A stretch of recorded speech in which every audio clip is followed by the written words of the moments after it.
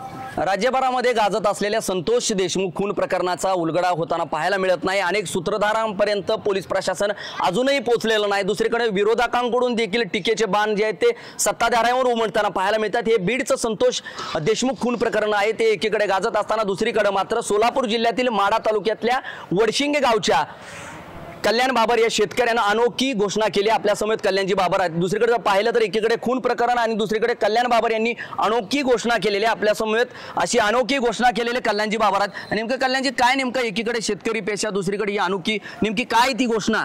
पोलिसांना प्रोत्साहन मिळावं म्हणून आणि गुन्हेगाराला कुठेतरी आळा बसावं म्हणून ही घोषणा केलेली आहे। गुन्हेगारांनी आज त्या संतोष देशमुखला मराठा असणाऱ्या एका कार्यकर्त्याला चांगलं काम करणारा एक होतकरू नेता बनणारा या नेत्याला क्रूरपणे हत्या केली। त्याचे अजून कसलाही तपास होत नाही।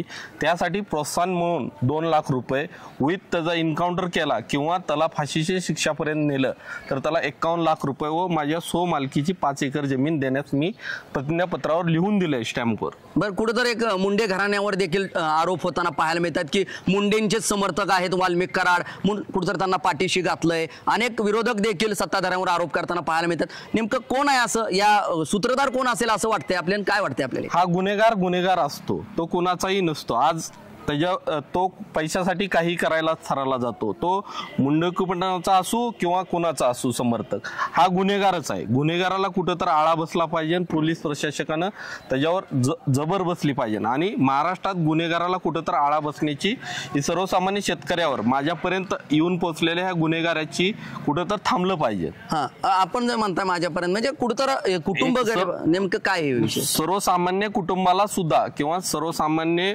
चांगल्या शेतकऱ्याला सुद्धा या गुन्हेगारापासून त्रास होतो आणि गुन्हेगार पैशासाठी कुठल्याही स्तराला जातो। आजपर्यंत गुन्हेगारांनी कितीतर कुटुंब उद्ध्वस्त केलेत।